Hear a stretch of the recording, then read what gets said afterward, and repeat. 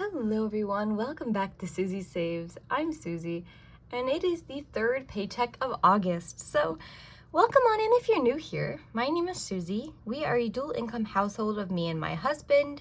I get paid weekly, he gets paid bi-weekly, so I just go ahead and budget weekly with half of his paycheck. Sorry if I sound sick. I'm a little sickly, a little under the weather, but hoping it clears up sooner than later. But let's begin. Like I said, it is the third paycheck of August. I worked a full week this last week, so I get my full amount. My husband is salary, so he always gets the same amount. I am a flavor chemist. I made $790. My husband is in management for a large company. He made $950. So altogether, we made $1,740. The purpose of this budget, we do zero-based budgets, so every dollar we bring in, I give a job to. So we're gonna use this $1,740 to pay for all of our expenses this week, all of our sinking funds, and all of our savings. We don't have any debt, thankfully. We worked really hard on that, but if you had debt or credit card payments or anything like that, you'd also use this money for that, obviously. So first off, we have non-variable expenses. So these are expenses that are the same every month, week, year, however often you pay them. We only have two monthly expenses that are non-variable. We have our rent and we have our internet. Both of these bills are paid monthly. So my rent is $800 a month divided by 4 weeks in the month. We put aside $200 for that. Our internet bill has been lower recently, but normally it's up to $91. I talked them down to $82, but I'm always prepared for that to shoot back up because it seems like they randomly upcharge it. It's really annoying. And if we divide that by 4, that gives us 22. We always round up. So we're gonna put $23 aside for that. After our non-variable expenses, we live in the mother-in-law suite of my grandparent-in-law's house. That's why we don't have to worry about water or electricity, garbage, anything like that. That some other renters might have to deal with. So after that, we have our variable expenses. So these are things that either vary in price or vary how often you have to buy them, things like that. So for us, we have groceries, because every time you go to the grocery store, you don't buy the same thing, and even if you did, the store will change the prices on things. Then we got gas, which change prices every day. We have a miscellaneous fund for things that pop up throughout the week. Most specifically, like if we're going somewhere and someone asks us, hey, could you swing by the store and pick up XYZ? Then we'd be able to do that without like worrying about which budget to pull it out of.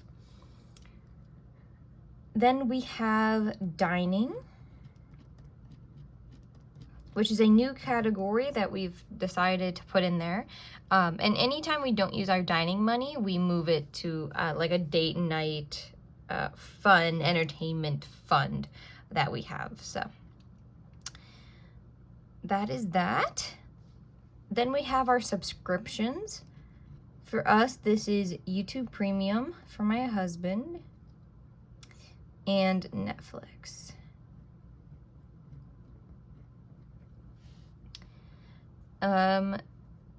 Yeah, so let's start here. So groceries, this kind of depends on your lifestyle and your family. For us, it's just us two, and we have other funds for paper goods and hygiene products, those don't come out of groceries. Groceries is strictly food items. We also grocery shop once a week. So if you grocery shop once every 2 weeks, obviously this number would need to be higher. If you have a larger family, it need to be higher, or dietary restrictions, things like that. Like different things can affect this. For us, we found that $60 has been working pretty well. We've been debating raising this because prices have been going up. But as of right now, this past week we spent $59.33. So we always round up, so that's $60. But if we find that we're consistently over budget, we would move this up to maybe $70.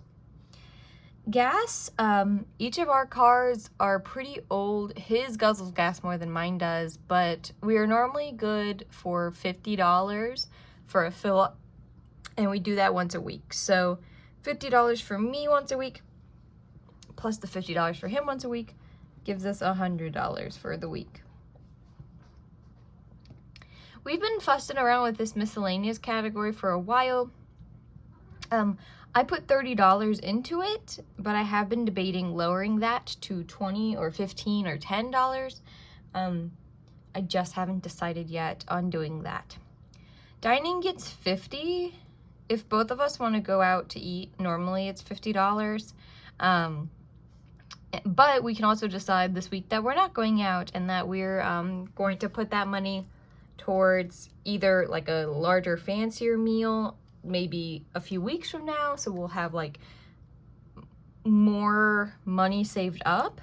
So we could either do like 4 $50 meals a month or one $200 meal. We've not been doing that. We've just been saving this money, but we've been thinking about going to Ren Fair in September, so this money will be going into the entertainment fund, and then that will be spent on that. For our subscriptions, both YouTube and Netflix are $20 a month. 4 weeks in a month gives us $5 a week. And then when my husband started his new job, we decided we would give ourselves spending money.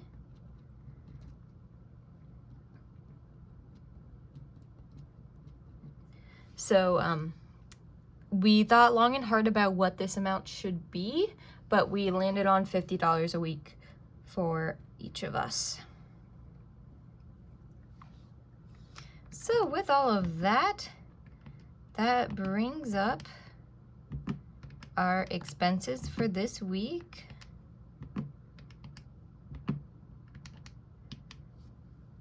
Do we think that's correct? Let's try one more time. Oh no, 23. I put it in wrong. My bad. 100, 30, 50, that's also 80, not 90. 10, 100, there we go. So our weekly expenses is $573. And I think we can do this. Oops. 1,740, there we go. So this is 33% of our paycheck right now is expenses, which is not bad. I don't know, what's the rule? 50, 30, 20. So expenses no more than 50%, so we're up to 33, so we are in the clear. We don't have any debt, so we don't need to worry about that. I have quite a few sinking funds. These are, I do them in cash envelopes, but you can do them in different bank accounts or baskets or however you would like to do it. We have like target date sinking funds. So this is car insurance and phone bill. I am still on both of my parents' plans, and then at the end of the year they just tell me how much it was for the year. So I'm going off of last year's number. It was $650. I think car insurance was $630 and phone bill was $660, but so I just even them out to a little bit higher and a little bit lower, and then I'll move the money around when I actually know how much it's going to cost. So this is for the whole year, so we divide it by 52 weeks in the year for $13 a week. So that's one way I do sinking funds. The other way is like a revolving fund. So for this we have car maintenance, pets, gifts, and health. So basically these funds get money every week and then we just pull out of them as we need. So car maintenance gets $10, pets gets $10, gifts gets $10, and health gets $20. I found it kind of difficult to decide how much money to put towards these each week. I think the best way to do it is say, okay, $10 a week, 52 weeks in the year. Oopsies. That would give me $500 by the end of the year. But this is a revolving fund. So basically I'm like, well, an oil change costs me, let's say $80, and I get one about every 3 months. So I would take $80 divided by 3 months, 4 weeks in a month would give us like $6, $7 a week. So I rounded that to 10. This is different for everyone. Obviously, if you have an older car or if you have a more expensive car, your car repairs could be higher or lower.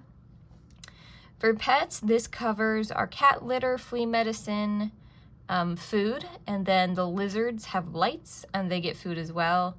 So that's what that covers. Gifts is for birthdays, holidays, weddings, births, graduation. So at the beginning of the year, we try to think about who's graduating, who's getting married, when our birthdays, and we decided on that number.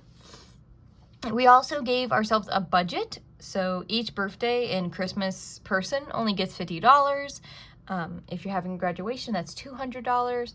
A wedding, depending on how close you are, right? So if you want to look at that and then make the total, and then as those events come up, you take that money out. And then health, this is also for like co-pays, fitness stuff, supplements, over-the-counter medications, hygiene products, stuff like that, if we need any of that. I'm actually going to be kind of draining this week because I have a doctor's appointment. I got cut off my mom's health insurance in May and I didn't know about it. So $76 there. I'll be paying that out of pocket. They did give me an estimate though, so I do know what to expect on that. For our savings, we have different savings. So we have our checking buffer account, mine and my husband's Roth IRAs, a stock account, and then our savings, which is currently for a house down payment. So with our expenses and with our sinking funds, we have $1,091 going towards savings.